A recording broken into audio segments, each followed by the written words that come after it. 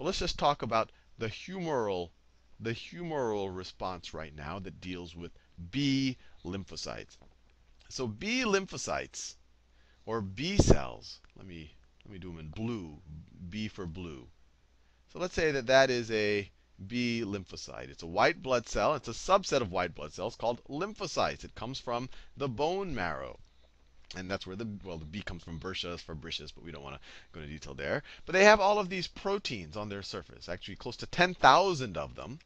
It's actually, well, I get very excited about B cells, and I'll tell you why in a second. So it has all of these proteins on them that look something like this. I'll just draw a couple of them. These proteins, these are actually protein complexes. You can kind of view them. They actually have 4 separate proteins on them. And we can call these proteins membrane-bound antibodies. So these right here are membrane-bound antibodies. And I'll talk a lot more about antibodies. You've probably heard the word. Do you have antibodies for such and such flu or such and such virus? And we're going to talk more about that in the future.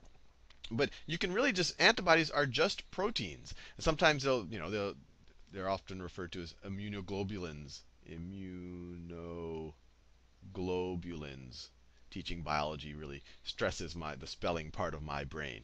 But these are essentially equivalent words. Antibodies are immunoglobulins, and they're really just proteins. Now, B cells have these on the surface of their membranes. These are membrane bound. Usually when people talk about antibodies, they're talking about free antibodies that are going to just be floating around like that. And I'm going to go into more detail on how those are produced. Now, what's really, really, really, really, really interesting about these membrane-bound antibodies, and these B cells in particular, is that a B cell has one type of membrane-bound antibody on it. Each B cell, right? So that's one B cell. And let me draw another B cell here. So let's say that this is another B cell right here. It's going to also have antibodies, but those antibodies are going to be different. And we'll focus on where they're different. So let me just draw them the same color first, and then we'll focus on where they're different. So that's one antibody, membrane bound. That's another antibody, membrane bound. These are both B cells. They both have these antibodies on them. Now the interesting thing is that from one B cell to another B cell, they have a variable part on this antibody that can take a bunch of different that can take on a bunch of different forms. So this one might look like that, and that, and these are these long. I'll go into more detail on that, and like that, and that. So the colors. Well, let me do it like. Actually, let me do it. So there's the fixed portion. You can find is green for any kind of antibody, and then there's a variable portion. So maybe this guy's variable portion is, I'll do it in pink. And every one of the antibodies bound to his membrane are going to have that same variable portion. Now, but this different B cell is going to have different variable portions. So I'll do that let me do it in a different color. I'll do it in magenta. So his variable portions are going to be different. Just like that. Now, he has 10,000 of these on his surface, and every one of these have the same variable portions, but they're all different from the variable portions on this B cell. And there's actually 10 billion different combinations of variable portions. So there's 10 to the 10th, or 10 billion combinations of variable portions. So the first question, and I haven't even told you what the variable portions are good for, is how do that many different combinations arise? Obviously, these proteins, or maybe not so obviously, all the proteins that are part of most cells are produced by the genes of that cell. So if I draw, this is the nucleus. It's got DNA inside the nucleus. This guy has a nucleus. It's got DNA inside the nucleus.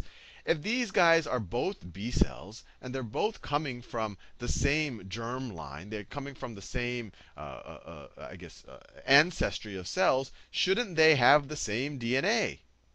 Shouldn't they have the same DNA? And if they do have the same DNA, and I'll put a big question mark there, if they do have the same DNA, why are the proteins that they're constructing different?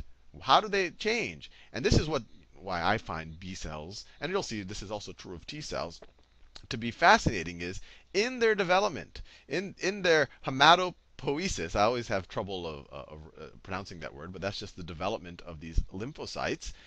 At one stage in their development, there's just a lot of shuffling of the portion of their DNA that codes for here, for these parts of the protein. There's just a lot of shuffling that occurs. So in most of when we talk about DNA, we really want to preserve the information, not have a lot of shuffling. But when these lymphocytes, when these B cells are maturing at one stage of their maturation or of their development, there's intentional reshuffling of the DNA that codes for this part and this part. And that's what leads to all of the diversity in the variable portions on these membrane-bound immunoglobulins. And we're about to find out why there's that diversity. So there's tons of stuff that can infect your body. There's all sorts. Viruses are mutating and evolving, and so are bacteria. You don't know what's going to enter your body. So what the immune system has done through B cells, and we'll also see it through T cells, it says, hey, let me just make a bunch of combinations of these things that can essentially bind to whatever I get to. So let's say that there's just some new virus. Let's say there's just some new virus that shows up. Right? The world has never seen this virus before. And this B cell, it'll bump into this virus, and this virus won't attach. And then another B cell will bump into this virus, and it won't attach. And maybe several thousands of B cells will bump into this virus, and it won't attach. But since I have so many B cells having so many different combinations of these variable portions on these receptors, eventually one of these B cells is going to bond. Maybe it's this one. Maybe it's this one, and he's going to bond to part of the surface of this virus. It could also be to part of a surface of a new bacteria, or part of a surface for some foreign protein. And the part of the surface that it binds on the bacteria, so maybe it binds on that part of that bacteria, this is called an epitope. Epitope. So once this guy binds to some foreign pathogen. And remember, the other B cells won't. Only the particular one that had the particular combination, one of the 10 to 10th. And actually, there aren't 10 to 10th combinations. During their development, they weed out all of the combinations that would bind to things that are inside of that are essentially you, that there shouldn't be immune response to. So we could say self-responding combinations weeded out. So there actually aren't 10 to the 10th, 10 billion combinations of these, something smaller than that. You have to take out all the combinations that would have bound to your own cells. But there's still a super huge number of combinations that are very likely to bond at least to some part of some pathogen, of some virus or some bacteria. And as soon as one of these B cells binds, it says, hey guys, I'm the lucky guy who happens to fit exactly this brand new pathogen. He becomes activated. He becomes activated after binding to the new pathogen. And I'm going to go into more detail in the future. In order to really become activated, you normally need help from helper T cells, but I don't want to confuse you in this video. So in this case, I'm going to assume that activation can only occur, or that it just needs to respond. It just needs to essentially be triggered by binding with the pathogen. But we'll see in most cases you actually need the helper T cells as well, and we'll discuss why that's important. It's kind of a fail-safe mechanism for your immune system. But once this guy gets activated, so this is the activated guy, he's going to start cloning himself. He's going to say, look, I'm the guy that can match this virus here. And so he's going to start cloning himself. He's going to start dividing and repeating himself. So so there's going to be multiple versions of this guy. Multiple versions of this guy. And not only are there multiple versions of that guy, so they have the receptor, the membrane, they have 10,000 of these. I'm only drawing one or two on each membrane. So they'll start to replicate And they also differentiate. Differentiate means they start taking particular roles. So there's two forms of differentiation. So they can go into, so many, many, many hundreds or thousands of these are going to be produced. And then some are going to become memory cells,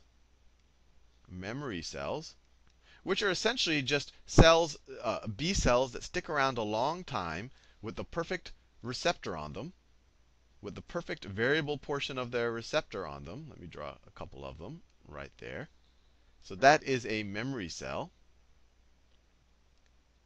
So that right there is a memory cell. So some will be memory cells, and they're going to be in higher quantities than they were originally. So if this guy invades our bodies 10 years in the future, they're going to have more of these guys around that are more likely to bump into them and start and get activated. And then some of them are going to turn to effector cells. And effector cells are generally cells that actually do something. So effector cells. Effector cells. And what the effector cells do is they turn into antibody. They turn into these effector B cells, or sometimes they're called plasma cells. They're going to turn into antibody factories. Antibody factories.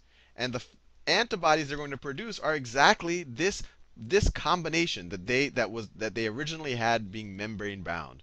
So they're just going to start producing these antibodies that we talk about with the exact. So then they're going to start spitting them out. They're going to start spitting out these antibodies.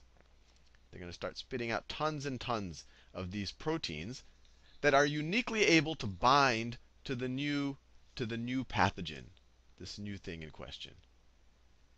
They're uniquely able to bind. So an activated effector cell will actually produce 2,000 antibodies a second. So you can imagine if you have a lot of these, you're going to have all of a sudden a lot of antibodies floating around in your body and going into the body tissues. And the value of that, and why this is a humoral system, is all of a sudden you have all of these viruses that are infecting your system. You have all of these viruses that are infecting your system. But now you're producing all of these antibodies. The effector cells are these factories. And so these specific antibodies will start bonding. So let me draw it like this. These specific antibodies, the specific antibodies will start bonding to these viruses. And that has a couple of values. I'll just draw them like that. I don't want to spend too much time drawing them. But that has a couple of values to it. One is it essentially tags them for pickup. Now, phagocytosis, this is called opsonization. When you have, let me write this down. Opsonization.